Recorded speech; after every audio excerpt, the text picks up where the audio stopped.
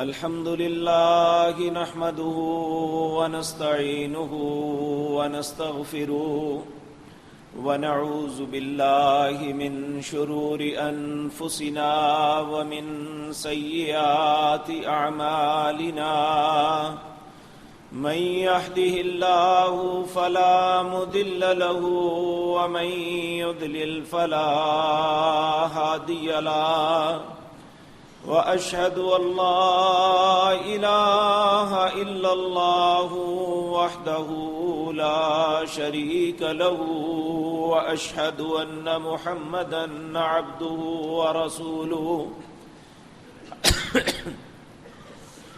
أما بعد فإن خير الحديث كتاب الله وخير الهدي هدي محمد صلى الله عليه وسلم وشر الأمور محدثاتها وكل محدثة بدعة وكل بدعة ضلالة وكل ضلالة في النار رب اشرح لي صدري ويسر لي أمري واحلل عقدة من لساني يفقهوا قولي اللهم انفعنا بما علمتنا وعلمنا ما ينفعنا وزدنا علما رب اوزعني أن أشكر نعمتك التي أنعمت علي وعلى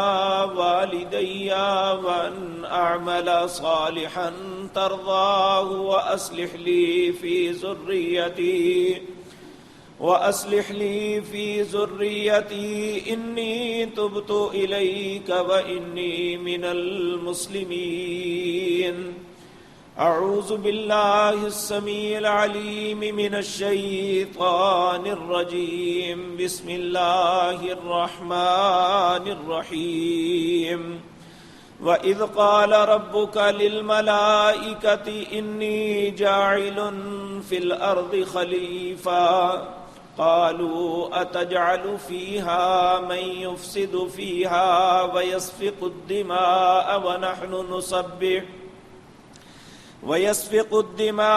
وَنَحْنُ نُسَبِّحُ بِحَمْدِكَ وَنُقَدِّسُ لَكَ قَالَ إِنِّي أَعْلَمُ مَا لَا تَعْلَمُونَ وعلم آدم الأسماء كلها ثم عرضهم على الملائكة فقال أنبئوني بأسماء هؤلاء إن كنتم صادقين قالوا سبحانك لا علم لنا إلا ما علمتنا إنك أنت العليم الحكيم قال يا آدم أنبئهم بأسمائهم فلما أنبأهم بأسمائهم قال ألم أقل لكم إني أعلم غيب السماوات والأرض وأعلم ما تبدون وما كنتم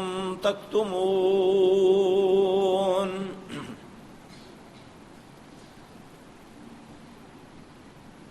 حضرات محترم، ہم اپنی زندگی میں بارہا مرتبہ یہ لفظ سنتے ہیں کہ اللہ مالک نے جو اس کائنات کے اندر بے شمار مخلوقات بنائی ہیں، ان مخلوقات میں سب سے اشرف، سب سے عزت والا اگر کسی کو قرار دیا ہے تو وہ حضرت انسان کو ہے۔ انسان کس اعتبار سے شرف والا اور عزت والا ہے؟ اسے دوسری جتنی بھی مخلوقات میں ہیں اس میں کس بات پہ فوقیت ہے؟ میں نے جو آیات آپ کے سامنے پڑھی ہیں اس میں اللہ نے اس کائنات میں سب سے پہلے انسان کو بنانے سے پہلے یہ فیصلہ کر دیا تھا کہ پریکٹیکلی طور پہ میں لوگوں کو کائنات میں اپنی مخلوقات کو دکھاؤں گا کہ اگر کوئی بہتر ہے اور میں اسے بہتر سمجھتا ہوں تو اس کا سبب کیا ہے۔ تو اللہ رب العزت، یہ سورۃ بقرہ ہے، اس کی آیت نمبر 30 ہے۔ اللہ رب العزت نے اپنی اس وقت کی مخلوقات میں سے سب سے بہتر مخلوق جو فرشتے تھے ان کے سامنے اپنا ایک ارادہ ظاہر فرمایا۔ ارادہ کیا تھا؟ اللہ فرماتے ہیں وَإِذْ قَالَ رَبُّكَ لِلْمَلَائِكَةِ، جب تیرے رب نے فرشتوں سے یہ بات کہی انی جاعل فی الارض خلیفہ، میں اس زمین کے اندر اپنا ایک نائب بنانے والا ہوں۔ قالوا اتجعل فیہا، جب اس کی صفات بیان کی گئی، انسان کی صفات کیا ہیں؟ اللہ والشمس وضحاہا سورت میں بیان کرتے ہیں فَأَلْحَمَهَا فُجُورَهَا وَتَقْوَاهَا، ان کے اندر نیکی کرنے کی بھی طاقت اور قوت ہوگی اور برائی کی خواہش بھی ہوگی۔ یہ دونوں باتیں ڈال کے پھر انہیں آزماؤں گا، اور جو اس آزمائش میں پورا اترے گا وہ زمین کے اندر میرا خلیفہ ہوگا۔ فرشتوں نے جب یہ صفات سنی تو انہوں نے اپنے ذہن کے مطابق کہا قالوا اتجعل فیہا من یفسد فیہا ویسفک الدماء، اے اللہ آپ ایک ایسی مخلوق پیدا فرمانے کا ارادہ کر رہے ہیں کہ جو زمین کے اندر خون بہائے گی، فساد پھیلائے گی۔ وَنَحْنُ نُسَبِّحُ بِحَمْدِكَ، اگر آپ نے تسبیح کے لیے پیدا کرنا ہے تو ہم آپ کی تسبیح کر رہے ہیں۔ وَنُقَدِّسُ لَكَ، اور آپ کی پاکیزگی بیان کر رہے ہیں۔ اللہ رب العزت نے اس کے جواب میں فرمایا قَالَ إِنِّي أَعْلَمُ مَا لَا تَعْلَمُونَ، جو بات میں جانتا ہوں وہ تم نہیں جانتے۔ پھر اللہ نے اس کا پریکٹیکلی اظہار فرمایا۔ اللہ نے فرشتوں کو کہا وَعَلَّمَ، پہلے آدم کو تعلیم دی، علم سے نوازا، اس کے بعد فرشتوں کے سامنے پیش کیا اور فرشتوں سے کہا ثُمَّ عَرَضَهُمْ عَلَى الْمَلَائِكَةِ، فرشتوں پہ پیش کر کے کہا انبئونی باسماء ہؤلاء ان کنتم صادقین، تم کہتے ہو کہ یہ زمین میں شر و فساد کرے گا، یہ زمین کے اندر دنگا فساد کرے گا، میں تم سے ایک سوال کرتا ہوں، یہ ان چیزوں کے نام بتاؤ۔ فرشتوں نے کہا قال سبحانک، اے اللہ تو پاک ہے، ہمیں تو پتہ ہی نہیں ہے۔ اور پھر اللہ نے آدم علیہ السلام کو کہا یا آدم انبئہم باسمائہم، آپ ان چیزوں کے نام بتائیں۔ فلما انبأہم باسمائہم، جب آدم علیہ السلام نے جو علم اللہ نے انہیں عطا کیا تھا اس کی بنیاد پہ یہ بات بتا دی، تو یہ علم کی وجہ سے انسان کی فوقیت ہو گئی فرشتوں کے اوپر۔ اور اللہ رب العزت نے، علم ہی ایک ایسی چیز ہے، یاد رکھیں اللہ نے اتنی مخلوقات بنائی ہیں، زمین و آسمان کے اندر اللہ کی اتنی نشانیاں ہیں، جو بھی اللہ نے بنایا ہے انما امرہ اذا اراد شیئا ان یقول له کن فیکون، جب اللہ نے کسی چیز کا ارادہ کیا اور کہا ہو جا وہ ہو جاتا ہے۔ لیکن چار چیزیں ایسی ہیں جو اللہ نے اپنے بابرکت ہاتھوں سے بنائی ہیں۔ سب سے پہلی چیز جو اللہ نے بنائی وہ اپنے ہاتھ سے بنائی، وہ قلم تھی۔ دوسری چیز جو اللہ نے اپنے ہاتھ سے بنائی وہ اللہ کا عرش تھا۔ تیسری چیز جو اللہ نے بنائی وہ انسان کی، اگر وہ اپنی آزمائشوں میں کامیاب رہتا ہے تو اسے جس جنت میں داخلہ ملے گا وہ جنت عدن اللہ نے اپنے ہاتھ سے بنائی۔ اور چوتھا حضرت انسان ہے جسے اپنے ہاتھوں سے بنایا۔ جب یہ قلم اور انسان آپس میں مل جائیں پھر انہیں وہ کچھ مل جاتا ہے انسان کو جو دنیا میں کسی کے پاس نہیں ہوتا۔ اللہ نے اپنے نبی جناب محمد الرسول اللہ صلی اللہ علیہ وسلم کو جب نبوت سے نوازا، آپ نبوت سے قبل دنیا کے حالات سے آپ بالکل نفرت کرتے تھے۔ لوگ شرابیں پیتے، لوگ جوئے کھیلتے، لوگ زنا کرتے، لوگ ظلم کرتے، حتیٰ کہ اللہ کے مقدس گھر بیت اللہ کے اندر بتوں کو رکھ کے پوجتے۔ یہ ساری کیفیت نبی کریم صلی اللہ علیہ وسلم جیسے نفیس انسان کے لیے ناقابل برداشت تھی۔ اس لیے نبی کریم صلی اللہ علیہ وسلم نے مکہ مکرمہ کے اندر ایک ایسی پہاڑی کو منتخب کیا جسے جبل نور کہتے ہیں، اور یہ اونٹ کی کوہان کی طرح بنی ہوئی ہے، اور اس کے اندر جس غار کو منتخب فرمایا اسے غار ہرا کہتے ہیں۔ آج بھی مکہ مکرمہ کے اندر بے شمار پہاڑ ہیں، لیکن کوئی بھی ایسا پہاڑ اپنے محل وقوع کے اعتبار سے ایسا نہیں ہے جس کی چوٹی پہ یا جس کی کسی غار میں بیٹھ کے انسان سامنے بیت اللہ کو دیکھ سکے سوائے غار ہرا کے۔ آج بھی غار ہرا میں بیٹھ کے آپ سامنے دیکھیں گے تو آپ کو بیت اللہ نظر آئے گا۔ بیت اللہ کی چھت پہ کھڑے ہو کے چاروں طرف دیکھیں گے، ہر طرف بلڈنگ نظر آئیں گی، لیکن صرف جبل نور کی وہ غار، وہ دور سے اگر آپ دوربین سے دیکھیں تو آپ کو واضح طور پہ معلوم ہوگا کہ وہ فلاں غار ہے۔ بلکہ عموماً جب ٹیلی ویژن پہ آذان مکے کی آپ سنتے ہیں تو وہ عموماً کیمرہ کا رخ اس طرف کرتے ہیں اور وہ سارا منظر انسان اپنی آنکھوں سے دیکھتا ہے۔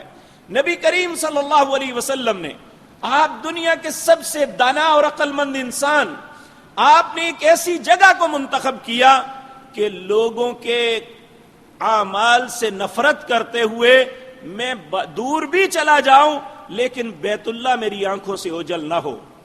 آپ نے جبل نور کے اوپر غار ہرا کو منتخب کیا۔ اما جی خدیجہ رضی اللہ تعالی عنہا کہتی ہیں کبھی آپ کے پاس توشہ ختم ہو جاتا تو آپ خود تشریف لاتے، کبھی میں خود دینے کے لیے وہاں جاتی اور آپ کو کھانے پینے کا سامان دیتی، آپ وہاں بیٹھ کے غور و فکر کرتے۔ اسی اثناء میں ایک وقت ایسا آتا ہے کہ آپ کے پاس ایک شخص داخل ہوتا ہے اور آ کے کہتا ہے اقرا یا محمد صلی اللہ علیہ وسلم، اے محمد پڑھیے۔ آپ جواب دیتے ہیں ما انا بقاری، میں نہیں پڑھا ہوا۔ اس نے آپ کو پکڑا، اپنے بازوؤں میں لے کے زور سے دبایا، پھر کہا اقرا، آپ پڑھیے۔ آپ نے فرمایا ما انا بقاری، میں نہیں پڑھا ہوا۔ تیسری دفعہ پھر اس نے زور سے دبایا۔ نبی کریم صلی اللہ علیہ وسلم فرماتے ہیں میرے ساتھ ایسے تھا جیسے میری پسلیاں ٹوٹ جائیں گی۔ اس نے پھر کہا اقرا، اللہ نے میرے سینے کو کھول دیا، میں پڑھنے لگا اقرا بسم ربک الذی خلق خلق الانسان من علق اقرا وربک الاکرم الذی علم بالقلم علم الانسان ما لم یعلم۔ اسلام کا آغاز، نبوت کی سب سے پہلی وحی جس بات کی طرف نشاندہی کرتی ہے، سب سے پہلے انسان سیدنا آدم علیہ السلام کو وعلم آدم الاسماء، اللہ نے نام سکھائے، علم کی وجہ سے فوقیت دی۔ یاد رکھیں اللہ رب العزت نے قرآن کے اندر یہ بات واضح طور پہ فرمائی وما يستوي الاعمى والبصير ولا الظلمات ولا النور ولا الظل ولا الحرور۔ لوگوں، اندھا اور دیکھنے والا برابر نہیں۔ وما يستوي الاعمى والبصير ولا الظلمات ولا النور، روشنی اور اندھیرا برابر نہیں ہے، سایہ اور دھوپ برابر نہیں ہے۔ اسی طرح قل هل يستوي الذين يعلمون والذين لا يعلمون، جو شخص علم والا ہے اور جو شخص علم نہیں رکھتا، جس طرح اندھا اور بینا برابر نہیں ہے، جس طرح دن اور رات برابر نہیں ہے، اسی طرح جو جاننے والا ہے وہ اور نہ جاننے والا یہ برابر نہیں ہو سکتے۔ اللہ نے ان دونوں کو برابر قرار نہیں دیا، بلکہ اللہ نے فرمایا کہ اللہ نے جو جاننے والے ہیں انہیں نہ جاننے والوں پہ فضیلت عطا کی ہے. تو انسان کی فوقیت، اس کی برتری، اس کی عظمت اس کے علم کے ساتھ ہے. جتنا زیادہ یہ پڑھے گا، جتنا زیادہ لکھے گا، جتنا زیادہ اس معاملے میں آگے بڑھے گا، اللہ اسے عزتوں اور رفعتوں سے نوازتا چلا جائے گا. لیکن یاد رکھیں، ہر علم نفع مند نہیں ہوتا. ہر سیکھنے والی چیز وہ انسان کے لیے فائدہ مند نہیں ہوتی. آج ہم اس تمیز کو بھول چکے ہیں. ہر انسان ہر چیز کو علم کا درجہ دے کے وہ اس پہ چل رہا ہے. حالانکہ عرب کا مشہور مقولہ ہے العلم علمان، علم صرف دو ہیں، علم الابدان و علم الادیان. ایک بدن کا علم ہے جو ڈاکٹر اور طبیب سیکھتے ہیں، اور دوسرا دین کا علم ہے. باقی جتنے ہیں وہ سارے ہنر ہیں. اس ہنر کو سیکھ کے انسان اپنی سرورسز دیتا ہے. ایک آدمی انجینئر ہے، وہ انجینئر بن کے اپنی سروسز دیتا ہے اور اس سروسز کے پیسے لیتا ہے. اس کا دنیا میں سارا معاملہ ہے. ایک شخص جو ہے وہ اکنامکس پڑھا ہوا ہے، وہ لکھنے پڑھنے کے پیسے لیتا ہے. ایک نے چارٹر اکاؤنٹنٹ کیا ہوا ہے، وہ بھی لکھنے پڑھنے کی سروسز دے کے پیسہ لیتا ہے، اور یہ دنیا کی حد تک تو فائدہ اسے دیتا ہے. لیکن ایک علم ایسا ہے جو دنیا اور آخرت کی بھلائی انسان کا مقدر بنا دیتی ہے. وہ علم ہے دین کا علم. یاد رکھیں، آج اس تخصیص کو ہم نے ختم کر دیا. ہم یہی سمجھتے ہیں کہ صرف وہ علم ہے جو ہم پسند کرتے ہیں. اگر ہمیں انجینئرنگ پسند ہے تو اسی کا نام علم ہے. اور پھر ہم اس کی دلیل یہ دیتے ہیں، اس علم کی وجہ سے دنیا میں ٹیکنالوجی عام ہو گئی، ماڈرن سائنس نے دنیا میں ترقی کی معراج تک پہنچا دیا. میں آپ کے سامنے عرض کرتا ہوں کہ ٹھیک ہے، اس میں کوئی شک نہیں کہ اس تعلیم نے دنیا میں بہت سی ایجادات کی ہیں، لیکن انسان کو انسانیت نہیں دے سکتی. یہ میں نہیں کہتا، یورپ کا معروف مفکر پروفیسر سی ایم جارڈ اپنی کتاب ماڈرن سائنس، اس کے فوائد و نقصان میں یہ بات لکھتا ہے کہ دنیا ترقی کی، ماڈرن سائنس میں ترقی کرتے کرتے اس کی معراج میں اتنی بلندی پر پہنچ گئی کہ آسمان میں پرندوں کی طرح اڑتے ہوئے انسان نظر آئیں گے، سمندروں میں مچھلیوں کی طرح تیرتے ہوئے انسان نظر آئیں گے، لیکن زمین کی پیٹھ کے اوپر انسانوں کی طرح زندگی بسر کرنے والے بہت کم نظر آئیں گے. یہ میں کسی عالم دین کی بات نہیں ہے، کسی متعصب مولوی کی بات نہیں ہے. یہ خود جو ایک بہت بڑی یونیورسٹی کا پروفیسر ہے اور فزکس کے اندر اس کی مہارت انتہاؤں پہ ہے، لیکن اس کے باوجود وہ شخص یہ تسلیم کرتا ہے کہ اس علم نے ہمیں سب کچھ دیا ہے لیکن انسانیت نہیں دی. کائنات کے اندر صرف ایک علم ہے جو انسان کو انسانی اقدار کا سبق دیتا ہے، وہ آسمانی علم ہے جو اللہ نے اپنے نبیوں کے ذریعے انسانوں کی ہدایت کے لیے بھیجا ہے. اس علم کے متعلق ہی اللہ رب العزت نے اپنے نبی کی زبان سے ہمیں یہ بتلایا، طلب العلم فریضۃ علی کل مسلم و مسلمۃ. علم کا حاصل کرنا ہر مسلمان مرد و عورت پر فرض ہے. کس علم کا حاصل کرنا فرض ہے؟ جو ہمیں حرام اور حلال کی تمیز سکھا دے، جو ہمیں ماں باپ کی قدر بتا دے، جو ہمیں اولادوں کو پالنے کا سلیقہ سکھا دے، جو ہمیں معاشرت اور معاش کے اندر حلال و حرام کی تمیز بتا دے، جو انسانیت کی قدردانی سکھا دے. وہ دنیا کا کوئی بھی یونیورسٹی، دنیا کا کوئی بھی چیز ایسی بات نہیں سکھاتی جو اللہ کی طرف سے جناب محمد الرسول اللہ صلی اللہ علیہ وسلم پر اترنے والی کتاب قرآن ہمیں سکھاتی ہے. آج بدقسمتی سے قرآن سے ہمیں اتنا دور کر دیا گیا. ہمارے بچے وہ بیچلر کر چکے، وہ ماسٹر ڈگریاں ہاتھوں میں تھامے ہوئے ہیں، پی ایچ ڈی کی ڈگریاں ان کے پاس ہیں، دماغوں کے اندر الہاد ہے، اسلام سے بیزاری ہے، اور نہ ماں باپ کی قدر جانتے ہیں۔ بلکہ یقین جانیے آج تو پھر بھی بہت دور زمانہ پہنچ چکا جب انسانی اقدار بہت عام تھی۔ علامہ اقبال نے اس وقت کہا تھا، کاش کہ فرعون بچوں کے قتل پہ نہ ہوتا بدنام، کاش اسے کالج کی نہ سوجی، کہ اگر اسے کالج کی سوج جاتی، کالج کی تعلیم دے دیتے تو اسے بچے مارنے کی ضرورت ہی نہیں تھی، اسے سارے اپنے ہم ذہن انسان مل جاتے۔ تو میرا عرض کرنے کا مقصد یہ ہرگز نہیں ہے کہ ہم اس تعلیم کو حاصل نہ کریں، لیکن یاد رکھیں جس تعلیم کو ہم فراموش کر بیٹھے ہیں، حقیقتاً اصل علم وہ ہے جو ہمارے خاندانوں سے نکل چکا ہے۔ پیارے نبی جناب محمد الرسول اللہ صلی اللہ علیہ وسلم نے فرمایا، پوچھا حضرت ابو ہریرہ رضی اللہ تعالی عنہ نے، اے اللہ کے رسول، آپ قیامت کی باتیں کرتے ہیں، آپ قیامت کی کوئی نشانیاں بتلا دیجئے کہ قیامت کی کون سی نشانیاں ہوں گی جس سے ہم پہچان جائیں کہ ہم قیامت کے قریب پہنچ گئے ہیں۔ تو آپ نے 15 باتیں بتائی، ان میں ایک اہم بات جو علم کے متعلق ہے، اللہ کے پیارے حبیب جناب محمد الرسول اللہ صلی اللہ علیہ وسلم نے فرمایا، وَتُعَلِّمَ لِغَيْرِ الدِّينِ، لوگ دین کے علاوہ سارے علوم سیکھیں گے، اگر دین نہیں پڑھیں گے، دین کی طرف ان کی طرف توجہ نہیں ہوگی۔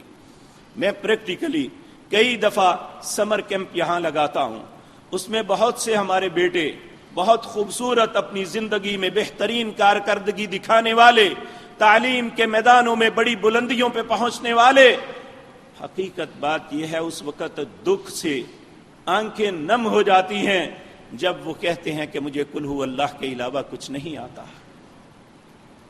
میرے عزیز بھائیوں، اللہ رب العزت نے اپنے پیارے حبیب صلی اللہ علیہ وسلم کی زبان مطہرہ سے یہ بات بتائی کہ انسان کا یہ سینہ یہ ایک خوبصورت حویلی، خوبصورت محل، خوبصورت گھر کی طرح ہے، لیکن یاد رکھیں اگر یہ سینہ قرآن کے علم سے خالی ہے، قرآن کو پڑھنے سے خالی ہے، اس کے اندر قرآن کی کچھ آیت محفوظ نہیں ہے، تو یہ خوبصورت گھر ویران حویلی کی طرح ہے جو بنائی تو بڑی خوبصورت گئی ہے لیکن اس کے اندر اللہ کے کلام کا ایک لفظ بھی نہیں ہے۔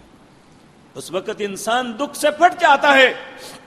اور آپ نے دیکھا ہوگا کہ ہمارے وہ لوگ جو اپنے آپ کو قانون میں اتھارٹی تصور کرتے ہیں، ہمارے وہ لوگ جو سیاست کے امام مانے جاتے ہیں، لیکن اگر زندگی میں کبھی موقع آیا کہ قرآن کی تلاوت سے اپنی مجلس کا آغاز کر دو تو بد نصیب اتنے ہیں کہ ان کی زبان سے قل ہو اللہ بھی پوری صحیح طریقے سے نہیں نکل سکی۔ کیا یہ المیہ نہیں ہے؟ میرے عزیز بھائیو، یہ یاد رکھیں، دنیا کے جتنے بھی فنون ہیں، دنیا کے جتنے بھی علوم ہیں، ہم یہ پڑھتے ہیں، اس کا فائدہ ہماری زندگی تک ہے۔ ادھر انسان کی آنکھیں بند ہوتی ہیں، یہ سارے کا سارا معاملہ وہیں پہ ختم ہو جاتا ہے۔ کوئی شخص نہیں کہتا کہ اس انجینئر نے بہت محنت کی، اس ڈاکٹر نے بہت محنت کی، اس سائنٹسٹ نے بہت محنت کی، یہ مر گیا ہے تو پھر کیا اس کا وظیفہ لگنا چاہیے؟ کوئی نہیں دیتا، صرف اللہ دیتا ہے اس شخص کو جو دین سیکھتا ہے۔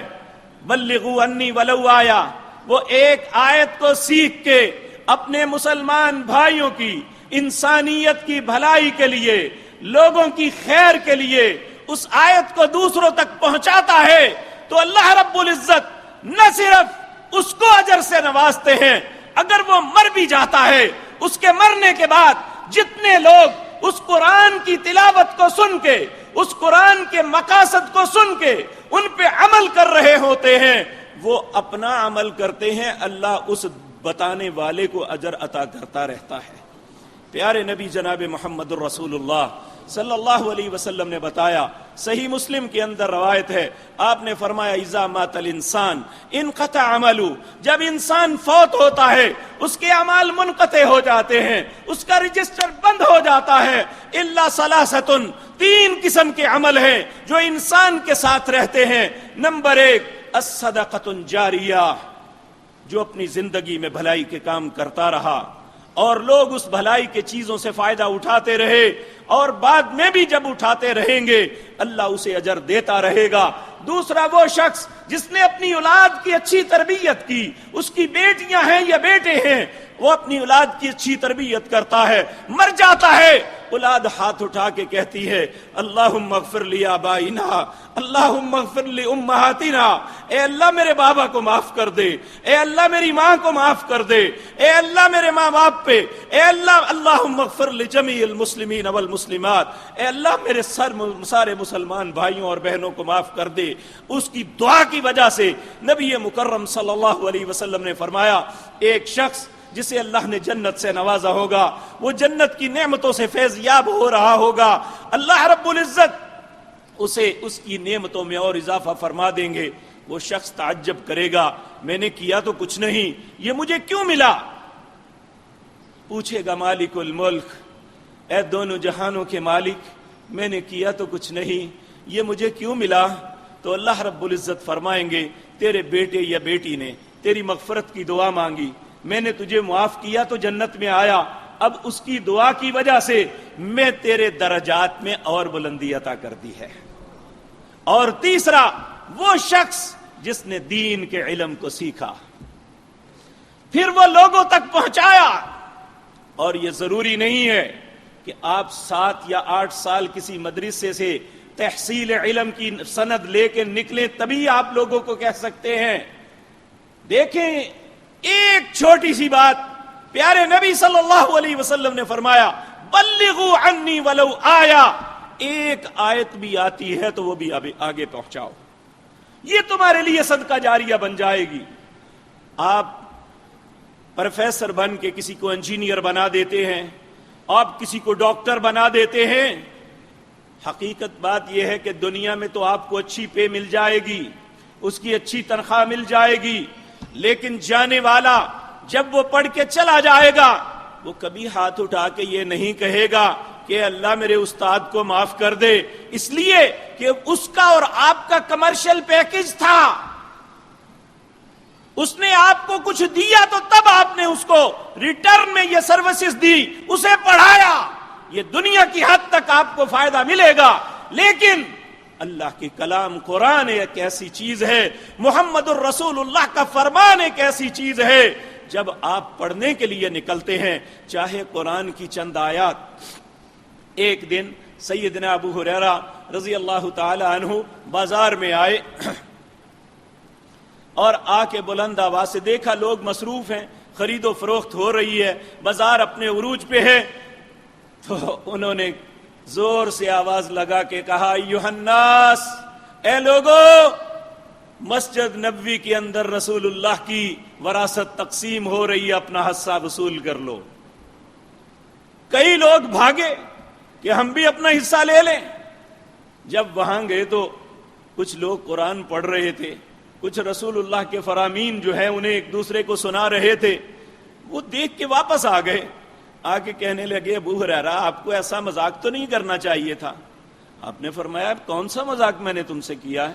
آپ نے کہا تھا کہ رسول اللہ کی وراثت بٹ رہی ہے, تقسیم ہو رہی ہے, ہم گئے ہیں وہاں تو کچھ لوگ قرآن پڑھا رہے ہیں, کچھ لوگ رسول اللہ کے فرامین ایک دوسرے کو بتلا رہے ہیں, کون سی وراثت ہے؟ تو اللہ کے سیدنا ابو ہریرہ نے کہا اللہ کے بندو یہی تو رسول اللہ کی وراثت ہے, کہ قرآن کا علم تو رسول اللہ کی وراثت ہے. نبی کریم صلی اللہ علیہ وسلم نے فرمایا کوئی نبی کا درم و دینار وراثت نہیں ہوتی, نبی کی وراثت علم ہے. العلماء ورثۃ الانبیاء, جو اس علم کو سیکھنے والے ہیں حقیقتاً وہ اپنے نبی کے وارث ہیں. میرے عزیز بھائیو یاد رکھیں, آپ کالجز میں جاتے ہیں, اپنے بچوں کو خوب بنا سوار کے چھوڑ کے آتے ہیں, آپ سکولوں میں جاتے ہیں، آپ ہر جگہ، لیکن یہاں ایک شخص، ایک بچہ، اس کا باپ بھی نہیں ہے، اس کی ماں بھی اتنی استطاعت نہیں رکھتی کہ اسے سواری پہ بھیج سکے، وہ پھٹے پرانے کپڑوں کے ساتھ وہ اللہ کے گھر کی طرف صرف قرآن کا علم حاصل کرنے کے لیے آتے ہیں۔ عرش معلی سے اس زمین و آسمان کا مالک حکم دیتا ہے، اے میرے فرشتوں، یہ جو بچہ میرے قرآن کی تعلیم کے لیے جا رہا ہے، اس کے قدموں کے نیچے اپنے پر بچھا دو۔ کس کو یہ عزت ملے گی؟ اور نبی مکرم صلی اللہ علیہ وسلم نے فرمایا،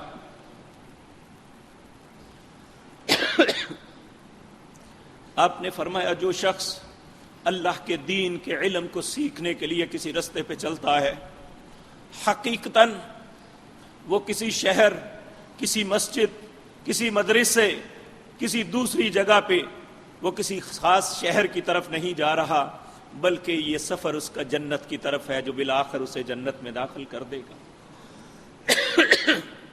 اللہ ہمارا نصیب بھی ایسا کر دے۔ لیکن میرے پیارے بھائیوں، علم چاہے دنیا کا ہو یا دین کا ہو، دو قسم کے علم ہے۔ ایک علم وہ ہے جو انسان اپنے فائدے کے لیے سیکھتا ہے، ایک علم وہ ہے جو انسان اس رب کی رضا کے لیے سیکھتا ہے۔ جو انسان اپنے فائدے کے لیے سیکھتا ہے، پیارے نبی جناب محمد الرسول اللہ صلی اللہ علیہ وسلم، آپ اپنا دن کا آغاز 3 باتوں کی اللہ سے دعا مانگ کے کرتے تھے۔ فجر کی نماز پڑھتے، نماز کی سلام پھیرتے، اللہ اکبر استغفر اللہ کہنے کے بعد 3 چیزوں کا سوال کرتے۔ پہلی چیز، اللہم انی اسألک علما نافعا، اے اللہ میں تجھ سے سوال کرتا ہوں ایسے علم کا جو مجھے نفع دینے والا اور لوگوں کو نفع دینے والا ہو۔ اللہم انی اسألک علما نافعا۔ دوسرا سوال، ورزقا طیبا، ایسے رزق کا سوال کرتا ہوں جو پاک ہو، کیونکہ یہ انسان کی ضرورت ہے۔ میں پلید رزق، حرام رزق، برا رزق نہیں مانگتا، نہیں چاہیے مجھے۔ اللہم انی اسألک علما نافعا ورزقا طیبا، اور اللہ جو عمل کرتا ہوں، مالک تیری شان کے لائق نہیں ہے، تیری شان بہت بلند ہے، ایسے عمل کی توفیق عطا فرما جو تیرے ہاں مقبول ہو جائے، تو اسے قبول کر لے۔ اے اللہ ایسے علم کا سوال، ایسے عمل کا سوال کرتا ہوں۔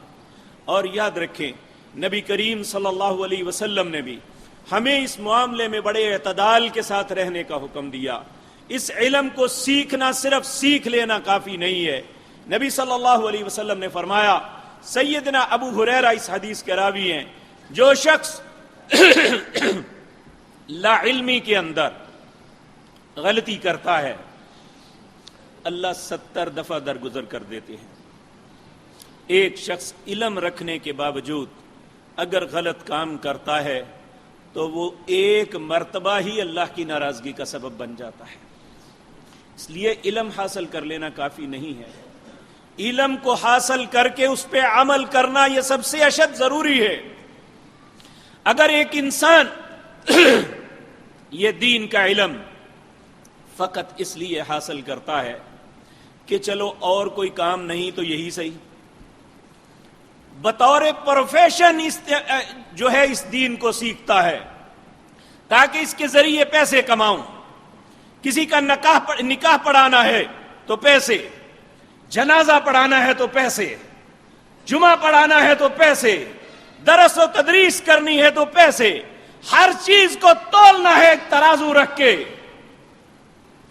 نبی کریم صلی اللہ علیہ وسلم نے فرمایا، ایسے شخص کے لیے یہ دین کا علم وبال بنے گا، اس کے لیے کسی فائدے کا سبب نہیں بنے گا۔ اور پھر ایک اور بات بھی بتائی، علماء 99% یہاں پہ فیل ہیں۔ آپ نے فرمایا جس نے علم اس لیے سیکھا کہ وہ لوگوں میں، علماء کی مجلسوں میں اپنے علم پہ فخر کرے، لوگوں کا تمسخر اڑائے، اور اونچی جگہ پہ بیٹھ کے لوگوں کو اپنے سے کمتر سمجھے، وہ دیوس اور کمینہ اپنے ہاتھ اور پاؤں کو ہاتھ لگوائے، اپنے پاؤں کو لوگوں کے ہونٹوں کے ساتھ چموائے، ایسا بے غیرت اور دیوس آدمی آپ نے فرمایا اس کا ٹھکانہ جہنم ہوگا، جس کی زندگی کا مقصد صرف لوگوں میں اپنے آپ کو تلوانا ہے کہ میں پیر صاحب ہوں، میں مولوی صاحب ہوں، میں عالم صاحب ہوں، میں قاری صاحب ہوں، لوگ کمتر ہیں، میں برتر ہوں۔ اور ایک حدیث میں آپ نے فرمایا جو شخص، جو عالم دین، جو نیک، جو صالح، اس لیے سمجھتا ہے کہ جب میں آؤں تو لوگ میرے لیے کھڑے ہو جائیں، فَهُوَ مَقْعَدَهُ مِنَ النَّارِ، اس نے اپنا ٹھکانہ جہنم بنا لیا ہے۔ اور ہمارے معاشرے میں کیا ہو رہا ہے؟ مولوی اپنے پاؤں کو پھیلا کے، پیر صاحب اپنے پاؤں کو اور گھٹنوں کو پھیلا کے لوگوں کے سامنے بیٹھ جاتے ہیں۔ ان بے حیاؤں کو حیا نہیں آتی کہ اللہ کے رسول نے کتنی سخت بات فرمائی ہے۔ میرے عزیز بھائیو، جو شخص اس علم کو اللہ کی رضا کے لیے سیکھتا ہے اور اس کا مقصد صرف یہ ہے کہ لوگوں تک ہدایت کا رستہ پہنچ جائے، لوگ کتاب و سنت سے متعارف ہو جائیں، انہیں پتہ چل جائے کہ اللہ اپنی کلام میں کیا کہتے ہیں۔ میرے عزیز بھائیو، حقیقتاً وہ انسان ہے اللہ رب العزت، اگر میں اس کے علاوہ بھی اگر میں آپ کو اپنی ذات کی طرف بلاتا ہوں، اپنے آبا کی طرف بلاتا ہوں، اپنے فرقے کی طرف بلاتا ہوں، تو میری دعوت اللہ نہیں ہے۔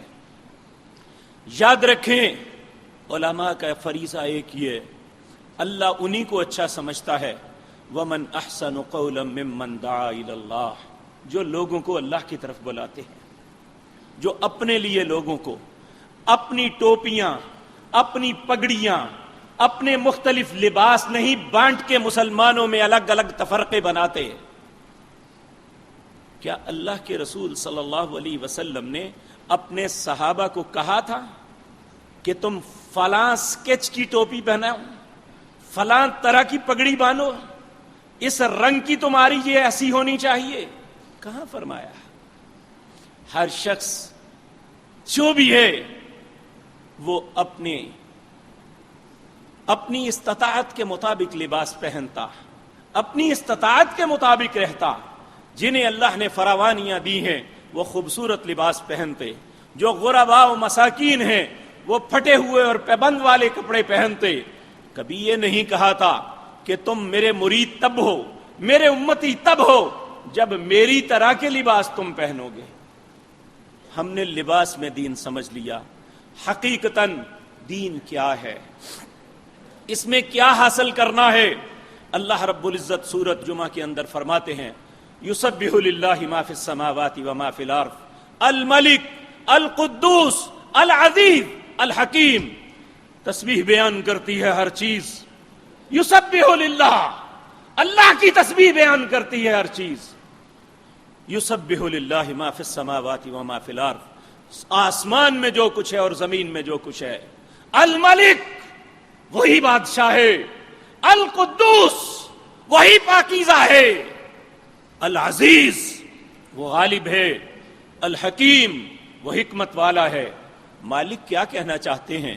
اللہ کہتے ہیں هو الذی بعث فی الامیین، تم ان پڑھ تھے، تم جاہل تھے، تم گمراہ تھے، میں نے ان پڑھوں کے اندر اپنا وہ مقدس رسول بھیجا، هو الذی بعث فی الامیین رسول۔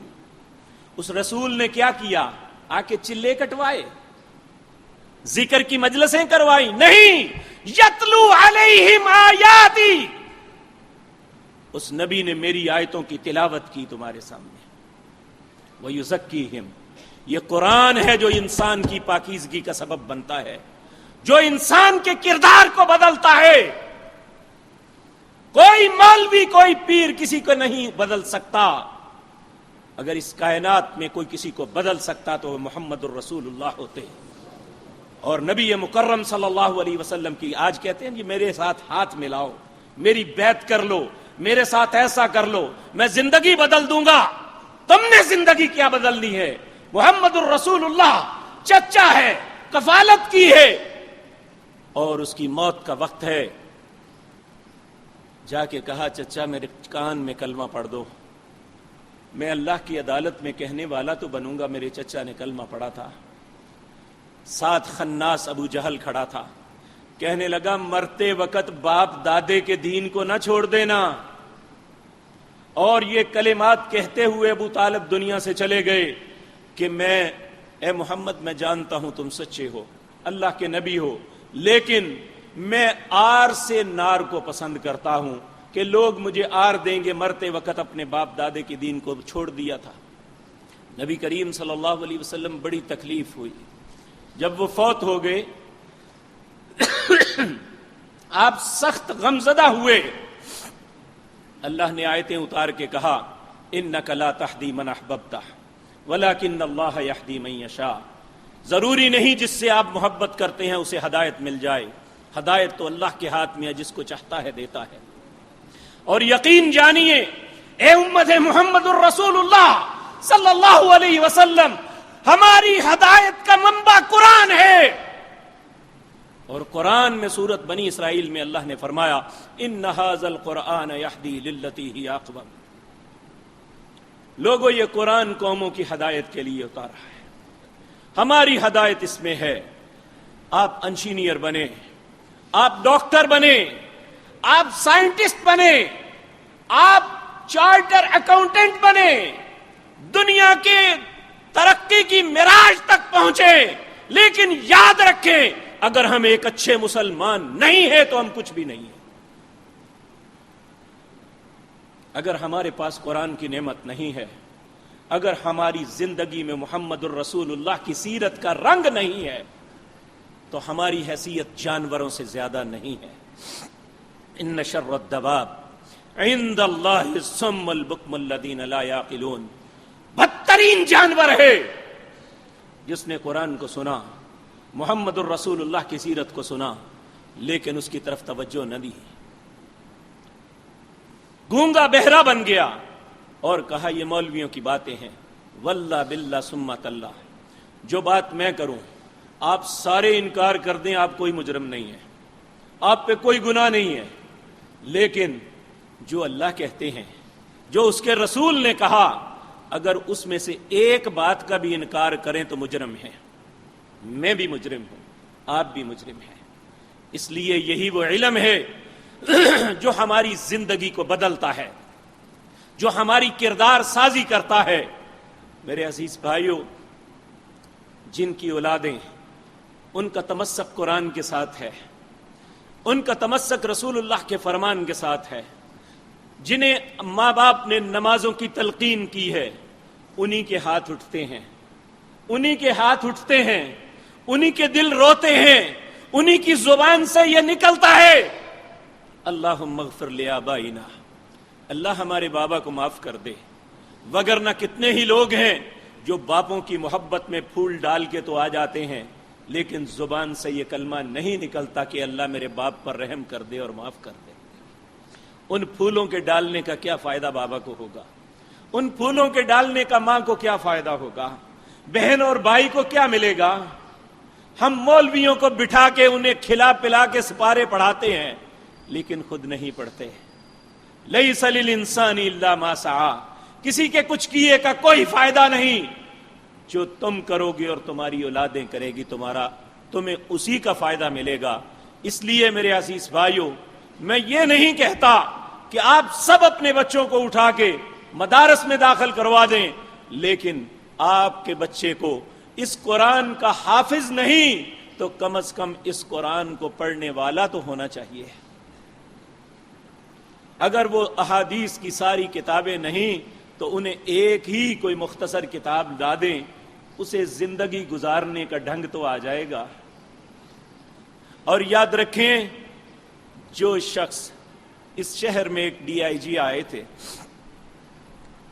ذوالفقار چیمہ صاحب، انہوں نے علماء کی ایک مجلس میں بیٹھ کے ہمیں یہ فرمایا کہ میں ججز کے لیکچر بھی رکھے ہیں، میں پولیس آفیسرز کے بھی لیکچر رکھے ہیں اور بہت سے اسکالرز بلائے ہیں، لیکن ایک بات پہ آ کے کوئی اثر نہیں ہو رہا۔ آخری بات جو میرے ذہن میں آئی ہے کہ انہیں علماء کے لیکچر دلوائے جائیں، اللہ اور اس کے رسول کے احکامات سنائے جائیں، شاید کسی کے دل میں خوف خدا پیدا ہو جائے۔ اور یہ پریکٹیکلی طور پہ وہ یہاں پہنچے تھے، اور حقیقت بھی یہ ہے۔ میں آپ کو آخری بات عرض کر کے ختم کرتا ہوں۔ 1992 کی بات ہے، امریکہ نے ایک اپنا ڈیلیگیشن سعودی عرب میں بھیجا کہ ہمیں اپنے علماء کی ایک جماعت دیجئے، ہمارے کرائم ختم نہیں ہو رہے، بہت زیادہ جیلوں کے اندر لوگ ڈالنے کے باوجود ہمارے جرائم کی شرح کم نہیں ہو رہی۔ ہم عیسائی اور یہودی علماء کو یہ ذمہ داریاں دی ہیں، وہ نہیں کر سکے، آپ اپنے علماء دیجئے، ہم تجربہ کرنا چاہتے ہیں۔ 3 لوگوں کا ایک وفد، مدینہ یونیورسٹی سے فارغ ہونے والے 3 اچھے علماء کا وفد امریکہ بھیجا گیا، اور 1 سال کے اندر ہزاروں لوگ جیلوں کے اندر جو کرمنل لارڈ تھے، کرمنل میں بڑے بڑے نام تھے، اللہ نے انہیں دین کی وجہ سے، اس قرآن کی وجہ سے، محمد الرسول اللہ کی سیرت کی وجہ سے اللہ نے اسلام کی توفیق بخش دی۔ آپ میری بات کی تصدیق فرمانا چاہے تو نیو یارک کے اندر جمعے کا سب سے بڑا اجتماع جو ہوتا ہے، اس میں جو مقرر خطیب ہے ان کا نام سراج وہاج ہے۔ یہ سراج وہاج جب جیل میں گیا تھا، اس وقت کالوں کا سب سے بڑا کرمنل لارڈ تھا، اور پھر اللہ نے جب جیل سے باہر نکلا تو ان مبلغوں کی برکت سے، ان کی دعوت سے، قرآن کی احکامات کو سننے کی وجہ سے یہ ایک مسلمان کی حیثیت سے باہر آیا۔ پھر یہ مکہ مکرمہ میں آ کے اس نے قرآن اور سنت کے علوم کو سیکھا۔ آج امریکہ کے اندر 15,000 سے 20,000 لوگ اس کے پیچھے جمعے کی نماز پڑھتے۔ تو قرآن صرف ایسا چیز ہے جو دلوں کو بدل دیتا ہے، جو زندگیوں کو بدل دیتا ہے، جو پریشانیوں کو ختم کر دیتا ہے، جو مصیبتوں کو ٹال دیتا ہے۔ میرے آقا جناب محمد الرسول اللہ صلی اللہ علیہ وسلم، آپ پہ جب بھی کوئی مصیبت آتی، آپ اللہ کے سامنے ہاتھ اٹھا دیتے، اللہم انی عبدک وابن عبدک وابن امتک ناصیتی بیدک ناصیتی بیدک ماضٍ فی حکمک عدل فی قضاؤک اسألک بکل اسم هو لک سمیت به نفسک او انزلته فی کتابک او علمته احد من خلقک او استأثرت به فی علم الغیب عندک ان تجعل القرآن العظیم ربیع قلوبنا وشفاء صدورنا وجلاء احزاننا وذهاب غمومنا وحمومنا۔ اللہ کے نبی اللہ سے کہتے ہیں، اللہم انی عبدک، اے اللہ میں تیرا غلام ہوں، وابن عبدک، میرا باپ بھی آپ کا غلام ہے، وابن امتک، میری ماں بھی آپ کی لونڈی ہے، ناصیتی بیدک، میری پیشانی آپ کے ہاتھ میں ہے، ماضٍ فی حکمک، آپ کا ہر حکم مجھ پہ نافذ ہے، عدل فی قضاؤک، اے اللہ آپ کا کوئی بھی فیصلہ عدل سے خالی نہیں، اسألک بکل اسم هو لک سمیت به نفسک، اے اللہ تیرے ہر اس نام کے ساتھ تیری منت کرتا ہوں، سمیت به نفسک، جو نے اپنا رکھا، او علمتہ احد من خلقک، یا اپنی مخلوق میں سے کسی کو سکھایا، او علمتہ فی او انزلتہ فی کتابک، یا اپنی کتاب میں نازل کیا، اب استحسرت به فی علم الغیبک، اے اللہ کچھ تیرے نام غیب میں بھی ہے جن کو کوئی نہیں جانتا، میں ان سارے ناموں کے ساتھ تیری منت کرتا ہوں، انت جعل القرآن العظیم ربیع قلوبنا، اے اللہ اس قرآن کو میرے دل کی بہار بنا دے، وشفاء صدورنا، میرے سینے کی شفا بنا دے، وجلاء احزاننا، اے اللہ میرے غموں کا مداوا بنا دے، وذهاب غمومنا وحمومنا، اے اللہ اس قرآن کی وجہ سے میری ساری مصیبتوں کو ختم کر دے۔ اے امت محمد الرسول اللہ، ہماری مصیبتوں کا مداوا اس قرآن کے اندر ہے، ہماری بیماریوں کی شفا اس قرآن کے اندر ہے، ہمارے لیے ہدایت کا رستہ اس قرآن کے اندر ہے، خود بھی پڑھیے، اپنی اولادوں کو بھی پڑھائیے، یہ ہماری دنیا اور آخرت کی کامیابی کا زینہ ہے۔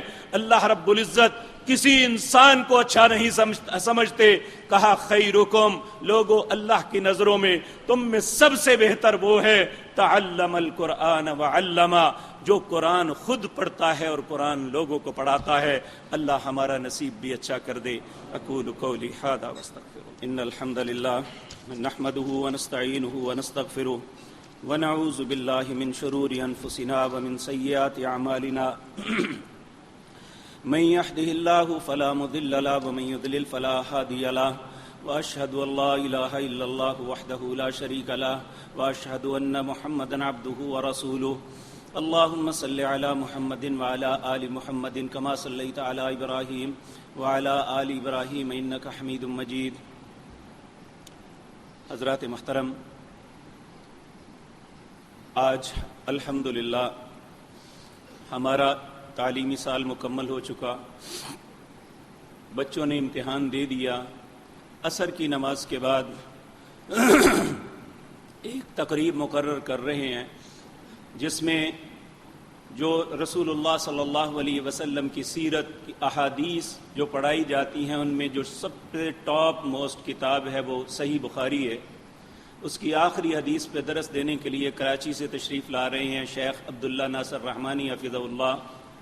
تو میں آپ سے التماس کروں گا کہ آپ اپنے قیمتی اوقات میں سے وقت نکال کے عصر کی نماز یہاں پہ ادا کریں۔ 4 بجے عصر سے لے کر مغرب تک یہ پروگرام ہوگا۔ اور میں الحمدللہ اللہ مالک کا بے حد اس بات پہ شکر گزار ہوں کہ اس نے ہمیں توفیق بخشی، آپ کی معاونت سے یہ سارا سلسلہ چل رہا ہے۔ 116 بچے ہیں الحمدللہ جنہوں نے قرآن کو حفظ کیا ہے اس سال، الحمدللہ الحمدللہ۔ اور 51 بچے ہیں جنہوں نے تجوید پڑھ کے قاری الحمدللہ بنے ہیں کہ قرآن کو اچھے انداز میں پڑھنا سیکھا ہے انہوں نے۔ نبی کریم صلی اللہ علیہ وسلم نے فرمایا الماہر بالقرآن مع السفرۃ الکرام البررہ، قرآن کو خوبصورت انداز میں پڑھنے والا اللہ کی نظروں میں اتنا محترم ہے، قیامت کے دن وہ عزت والے فرشتوں کے ساتھ پرواز کرے گا۔ پھر 10 لوگ وہ ہیں جنہوں نے علوم اسلامیہ پڑھ کے عالم دین بنے، اور انشاءاللہ آج کے بعد وہ لوگوں کی ہدایت اور لوگوں کو خیر کا درس دینے کے لیے وہ عملی زندگی میں قدم رکھیں گے۔ اللہ ان کی مدد فرمائے۔ اور ان میں اسناد کی تقسیم وہ بھی انشاءاللہ ان کے درس کے بعد وہ ہوگی۔ اس لیے میں ساتھیوں سے التماس کروں گا کہ جس بھائی کے پاس وقت ہو وہ ضرور تشریف لائیں۔ اللہ آپ کو جزائے خیر عطا فرمائے۔ یہ بچے جو دین پڑھ کے فارغ ہوئے ہیں، اللہ کی کلام جنہوں نے اپنے سینے میں ضبط کی ہے، جو اللہ کی کلام کے رموز و اوقاف جو ہیں انہیں سیکھا ہے، جنہوں نے رسول اللہ کی سیرت کو سارا پڑھا ہے اور اب لوگوں کو بتانے کے لیے انشاءاللہ عملی زندگی میں آئیں گے، آپ ان کی حوصلہ افزائی کے لیے تشریف لائیں۔ اللہ آپ کی عزت، آپ کے وقت، آپ کے عمل میں برکت نازل فرمائے۔ ایک بھائی ہیں، انہوں نے کہا ہے کہ اللہ نے مجھے 2 بیٹیوں سے نوازا ہے، بیٹے کا خواہش مند ہوں، آپ اللہ سے التجا کریں رب ہب لی من الصالحین۔ یہ وہ کلمات ہیں جو سیدنا ابراہیم علیہ السلام نے کہے تھے۔ انشاءاللہ اللہ ضرور آپ کو بیٹا عطا کریں گے۔ یہ ملک سکندر کے والد صاحب ملک عبدالحفیظ قضائی الہی سے وفات پا گئے ہیں۔ جمعے کی نماز کے بعد ان کا نماز جنازہ پڑھیں گے۔ اور بھی بہت سے لوگوں نے اپنے بیماروں کے لیے دعا کی درخواست کی ہے۔ بہت سے بچے جو امتحانات دے رہے ہیں انہوں نے آپ سے التماس کی ہے کہ اے اللہ ہمارے جو بھی بچے، بچیاں، بہنیں، بھائی جو مختلف امتحانات سے گزر رہے ہیں، اے اللہ ہر مسلمان بیٹے اور بیٹی کو ہر امتحان میں کامیابیاں عطا فرما۔ اے اللہ ان کی منزلوں کو آسان کر دے۔ اے اللہ ان کے لیے خیر کے دروازے کھول دے۔ اے اللہ سب بیماروں کو شفاء کاملہ عاجلہ عطا فرما۔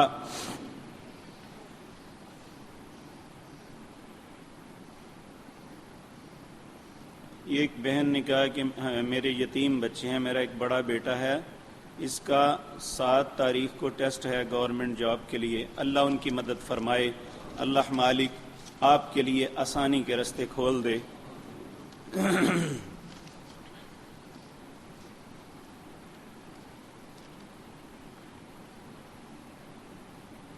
ایک بھائی نے مسئلہ پوچھا ہے، مولانا حق مہر کے معاملے میں آپ سے ایک سوال ہے، کیا حق مہر بیوی اپنے خامد کو معاف کر دے؟ علماء کہتے ہیں دینا چاہیے. دیکھیں قرآن میں اللہ نے اس کا فیصلہ کیا ہے. وَكَيْفَ تَأْخُذُونَهُ وَقَدْ أَفْضَىٰ بَعْضُهُمْ إِلَىٰ بَعْضٍ وَأَخَذْنَ مِنْهُمْ مِيثَاقًا غَلِيظًا. جب تم ایک دوسرے سے فائدہ اٹھا لو تو کیسے واپس لے سکتے ہو؟ یعنی نہیں لے سکتے. یہ جو حق مہر معاف کروا لینا یا عورت کا کہنا کہ چلو میں ہمدردی حاصل کرنے کے لیے ایسا کروں، یہ بالکل غلط ہے. یہ اللہ نے مرد اور عورت کے نکاح میں حق مقرر کیا ہے، اسے ہر صورت دینا چاہیے.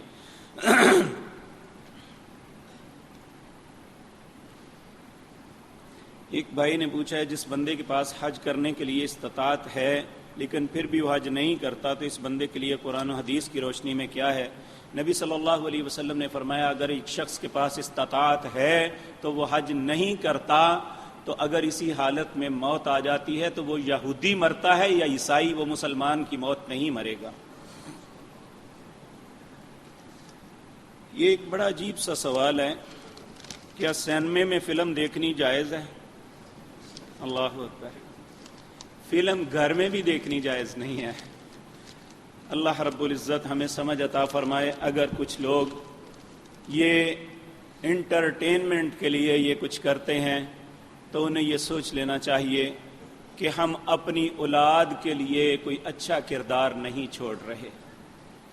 جب انسان اس کی شادی ہو جائے تو اسے پھر اپنا ایسا کردار بنانا چاہیے کہ بچہ چونکہ بیٹا باپ کو پک کرتا ہے، بیٹی ماں کو کرتی ہے. پھر ہمارا کردار ایسا نہیں ہونا چاہیے کہ پھر ہم اپنے بچوں پہ گلہ کریں کہ بچے مانتے نہیں ہیں، بچے نماز نہیں پڑھتے، بچے یہ. ہمیں اپنا کردار ایسا پیش کرنا چاہیے کہ بچے مجبور ہو جائیں کہ میرے بابا نماز پڑھتے ہیں تو میں بھی پڑھوں گا، میرے بابا سگریٹ نہیں پیتے تو میں بھی نہیں پیوں گا، میرے بابا یہ کام نہیں کرتے تو میں بھی نہیں کروں گا. اسی طرح بچی بھی ماں کو دیکھتی ہے. تو اللہ رب العزت ان معاملات میں ہمیں سمجھ نصیب فرمائے. اللہم انصرنا ولا تنصر علینا واعزنا ولا تذلنا وزدنا ولا تنقصنا وارحمنا انت مولانا فانصرنا علی القوم الکافرین. اللہم اعز الاسلام والمسلمین واذل الشرک والمشرکین. اللہم دمر اعداء الدین. اللہم دمر اعداء الدین. اذهب الباس رب الناس واشف انت شافی لا شفاء الا شفاؤک شفاء لا یغادر سقما. اللہم اشفنا بشفائک وداونا بدوائک واغننا بفضلک عمن سواک. سبحان ربک رب العزت عما یصفون وسلام علی المرسلین والحمد للہ رب العالمین.